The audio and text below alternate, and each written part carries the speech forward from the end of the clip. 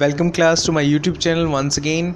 Today I am class bringing you the video on the exercise 8.2 the remaining questions. हमारे पिछली video के दो questions रह गए थे। जैसे कि मैंने पिछली वीडियो में आपको बताया था कि हमारी जो वीडियोज हैं वो स्प्लिट होकर आया करेंगी। जैसे मैंने पिछली वीडियो फर्स्ट टू क्वेश्चंस पे बनाई थी, तो ये जो वीडियो होने वाली है ये कंक्लूडिंग वीडियो होने वाली है जो हमारी पिछली वीडियो थी। यानी कि इस क्वेश्चन में हम रिमेनिंग के दो क्वेश्चन करने वाले हैं एनसीईआरटी के। सो क्लास स्टार्ट करते हैं एक्सरसाइज 8.2 एनसीईआरटी के the remaining two questions. Okay class, तो क्लास जो क्वेश्चन हमने फर्स्ट टू क्वेश्चन किए थे, तो जो क्वेश्चन नंबर 3 आ रहा है उसका वो आ रहा है क्लास एनसीईआरटी का tan a plus B is given to be √3 and tan a minus B की वैल्यू हमें 1/3 गिवन, वो √3 गिवन है। तो हमें बताना है कि क्लास वैल्यू ऑफ a और b क्या होगी। ठीक है क्लास, तो स्टार्ट करते हैं क्लास।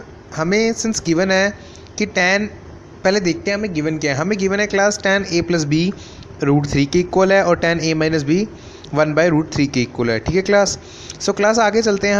हमें पता है क्लास कि जो tan 30 डिग्री होता है वो 1/√3 के इक्वल होता है और जो tan 60 डिग्री की वैल्यू होती है वो √3 की इक्वल होती है। Is that clear class? So पहले हमने लिया जो हमें गिवन था क्लास, उसके बाद हमने क्लास लिया जो हमें पता है। ठीक है क्लास, हमें जो वैल्यूज़ पता थी वो हमने ले ली हैं। ठीक है क्लास, जैसे tan 30 डिग्री की वैल्यू क्या होती है 1/√3 और tan 60 डिग्री की वैल्यू क्या होती है √3। सो क्लास इसी तरह से आगे चलते हैं क्लास हम आगे।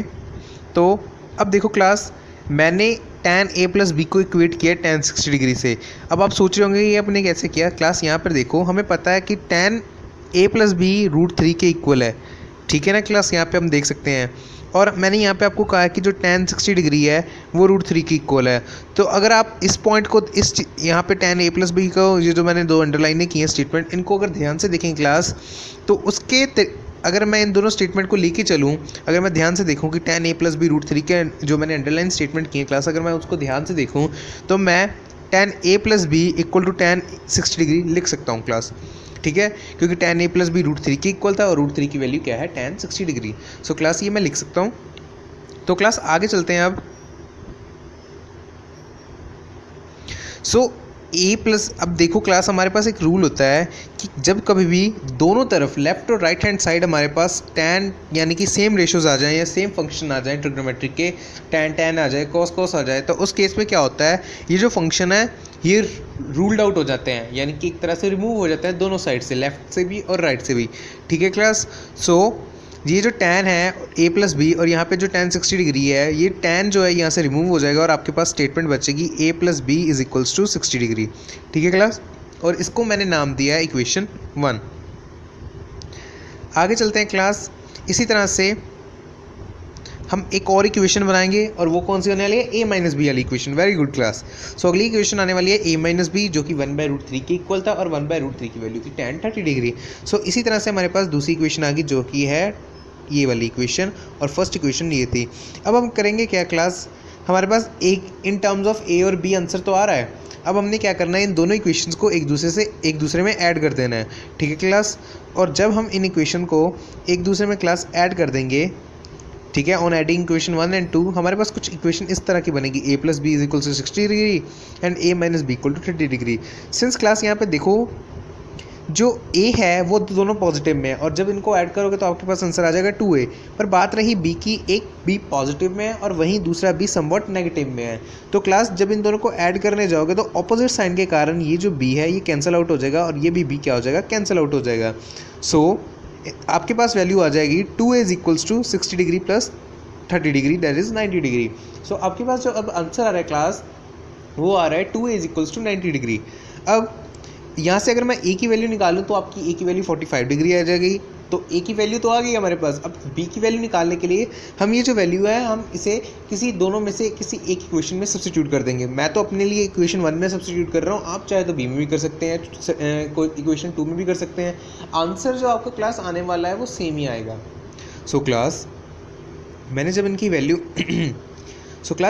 वैल्यू डाली तो हमारे पास वैल्यू समवट, मैंने इक्वेशन 1 में जब a की वैल्यू डाली तो हमारे पास वैल्यू आएगी 45 डिग्री प्लस b, क्योंकि a की वैल्यू तो 45 डिग्री आ रही है। ठीक है, यहाँ पे तो मैंने वो डाल दी, तो हमारे पास अब इक्वेशन बन रही है 45 degree plus b।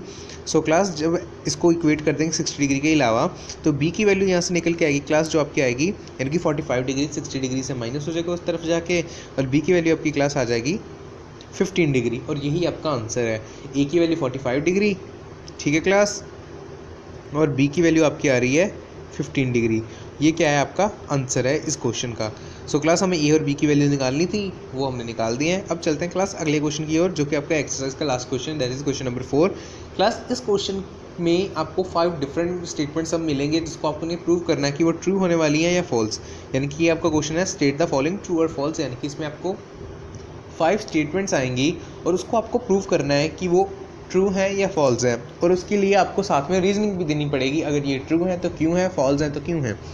So class आपका ये लास्ट क्वेश्चन है एनसीईआरटी का। तो चलते हैं क्लास, इसका जो फर्स्ट पार्ट आ रहा है क्लास वो ये है कि आपको ये प्रूव करना है कि अगर sine angle A plus B किसके इक्वल है, sine A plus B sine B के। क्या ये हो सकता है कि sine angle A plus B is equals to sine A plus sine B, यानी कि अगर एंगल ए प्लस बी दो डिफरेंट एंगल्स होते हैं और उनकी अगर वैल्यू सब्स्टिट्यूट करते हैं हम, तो क्या वो इंडिविजुअल वैल्यूज़ को सम अप करने पर इक्वल आएगा। हाँ जी क्लास, तो वेरीफाई करते हैं क्लास उसको। तो उसके लिए क्लास मैंने दो एंगल लिए हैं, एंगल ए को 30 डिग्री लिया है, एंगल बी को मैंने लिया है 60 डिग्री क्लास। सो क्लास अब हमने क्या करना है, एंगल ए की जगह ए की वैल्यू डाल देनी है जो कि 30 डिग्री है, और एंगल बी की जगह एंगल बी की वैल्यू डाल देनी है जो कि 60 डिग्री है। सो क्लास मैंने जब साइन ए प्लस बी में वैल्यू डाली तो 30 डिग्री प्लस 60 डिग्री कितना होगा, 90 डिग्री। तो एज इट इज़ मैंने यहाँ पे ले लिया वैल्यू साइन 90 डिग्री आ गई, और यहाँ पे साइन 30 डिग्री आ गया, और यहाँ पे आ गया क्लास साइन 60 डिग्री। और ये मैंने यहाँ पे आपकी वैल्यूज़ ली थी ए और बी की। ठीक है क्लास, आगे चलते हैं क्लास। अब वैल्यूज़ को आगे सॉल्व आउट करते हैं क्लास। तो अगर वैल्यूज़ को आगे सॉल्व आउट करते हैं तो साइन 90 डिग्री जो क्लास होता है वो 1 होता है, और वहीं जो आपका साइन 30 डिग्री होने वाला है क्लास वो 1/√2 होने वाला है, और वहीं साइन 60 डिग्री वैल्यू √3/2 होने वाली है क्लास। सो क्लास इनकी वैल्यू सब्स्टिट्यूट करने के बाद आपके पास देखोगे, इनका एलसीएम लोगे जब आप 1/2 प्लस √3/2 का ये आ जाएगा 2, क्योंकि दोनों के डिनोमिनेटर सेम है तो इसका एलसीएम 2 आएगा, और ऊपर आपके पास 1 प्लस √3 आ जाएगा। सो क्लास आपने देखा कि जो वैल्यू है 1 इज इक्वल्स टू, यानी कि आपकी जो लेफ्ट हैंड साइड 1 है लेकिन राइट हैंड साइड आपकी 1 नहीं है। यानी कि अब यहाँ से आप इस पोर्शन से आपको क्लियर हो जाएगा यहाँ से, ठीक है, कि ये जो वैल्यूज़ हैं दोनों लेफ्ट हैंड और राइट हैंड वैल्यूज़ इक्वल नहीं आ रही है, यानी कि साइन ए प्लस बी जो है आपका साइन ए प्लस बी के इक्वल नहीं होने वाला है। किसी भी एंगल के लिए आप कर लीजिए, ये पॉसिबल नहीं होने वाला है। तो यानी कि जो आपकी इन्होंने स्टेटमेंट दी हुई है ये एकदम क्या है, फॉल्स है। So that means the statement is false. Class आगे चलते हैं, जो आपका अगला पार्ट होने वाला है उसमें चलते हैं क्लास। हाँ जी क्लास, जो आपका अगला पार्ट होने वाला है वो है साइन थीटा। क्या साइन थीटा की वैल्यू इंक्रीज करेगी whenever the theta increases, that is sin theta increases as the theta increases। आपको बताना है कि थीटा की वैल्यू बढ़ने से साइन के केस में क्या साइन थीटा की भी वैल्यू बढ़ेगी। सो क्लास उसके लिए हम लुकआउट करते हैं इसकी कुछ वैल्यूज़ पर।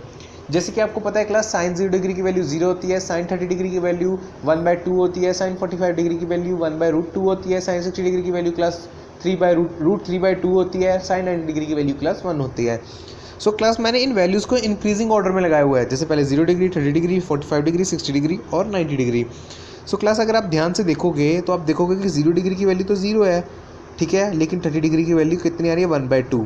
तो आप ये जो एरोस देख रहे हो ना क्लास, यहाँ पे ये बता रहे हैं कि आपकी जो वैल्यूज़ है जैसे जैसे एंगल बढ़ता जा रहा है आपकी वैल्यूज़ क्या है, इंक्रीज़ करती जा रही है। यानी कि जैसे आप देख लीजिए साइन 0 डिग्री की वैल्यू 0 थी, पर साइन 90 डिग्री की वैल्यू कितनी है, 1। यानी कि इससे आपको पता चल जाता है, बेसिकली इन दो वैल्यू से आपको क्लियर हो जाता है कि जो आपकी वैल्यूज़ है जैसे जैसे एंगल बढ़ता जा रहा है वैल्यूज़ भी क्या हो रही हैं, इंक्रीज़ कर रही हैं। तो येस, जैसे जैसे एंगल बढ़ता जाएगा थीटा, वैसे वैसे जो साइन थीटा की वैल्यू है वो भी क्या, इंक्रीज़ होती जाएगी। सो आपकी जो स्टेटमेंट है वो एकदम सही है। तो यानी कि आपका जो आंसर होने वाला है वो क्या आने वाला है, ट्रू। दस योर स्टेटमेंट इज ट्रू। सो आपका आंसर भी क्या आने वाला है, ट्रू। आगे चलते हैं क्लास, अगली स्टेटमेंट चेक करते हैं। जो आपकी अगली स्टेटमेंट है क्लास वो होने वाली है value of cos theta increases as theta increases. आपको अब ये बताना है कि जैसे जैसे थीटा इंक्रीज करेगा क्या वैसे वैसे कॉस थीटा की भी वैल्यू इंक्रीज करेगी। सो क्लास इसका भी मेथड सेम होने वाला है। हम क्या करेंगे, थीटा की सारी वैल्यूज़ एक बार राइट डाउन करेंगे, जैसे मैंने यहाँ पर लिखी हुई हैं।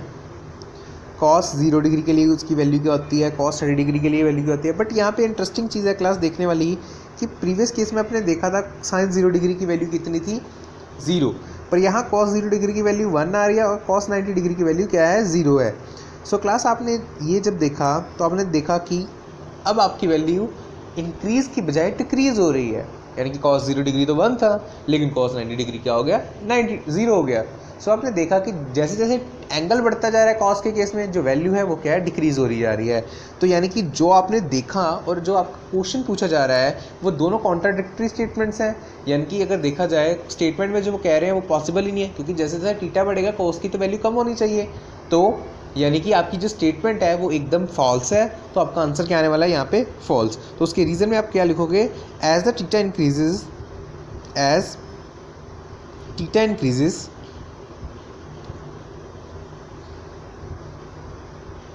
और ये स्टेटमेंट फॉल्स क्यों है, इसके रीज़न में आप लिखोगे as the theta increases the values of cos is decreasing, यानी कि जैसे जैसे थीटा बढ़ रहा है वैसे वैसे कॉस की वैल्यू क्या हो रही है, डिक्रीज हो रही है।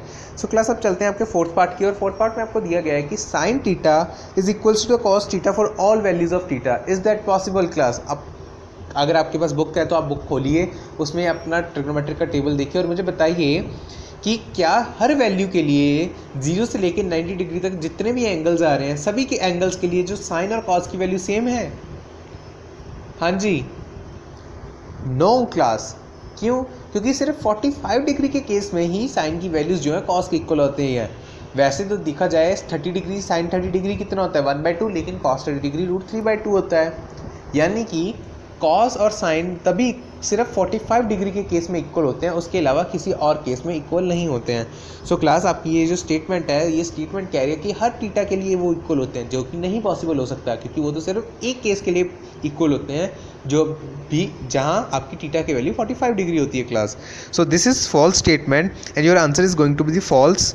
Okay class, and the justification for is that there is only one case in which the value of theta is 0, that is theta equals to 40 theta is equals to cos theta equal to sin theta, that is theta is equals to 45 degree. यानी कि सिर्फ cos 45 degree के लिए अगर theta की value 45 degree है तभी ये दोनों वैल्यूज़ इक्वल हो सकती हैं, उसके अलावा ये दो वैल्यूज़ कभी भी इक्वल नहीं होंगी। आगे चलते हैं क्लास, आपका जो लास्ट पार्ट आ रहा है उसकी ओर चलते हैं हम क्लास। जो आपका लास्ट पार्ट है बहुत ही सिंपल है class, cot A is not defined for angle A is equals to 0। क्या कॉट ए की वैल्यू नॉट डिफाइन हो सकती है अगर एंगल ए को 0 पुट करते हैं?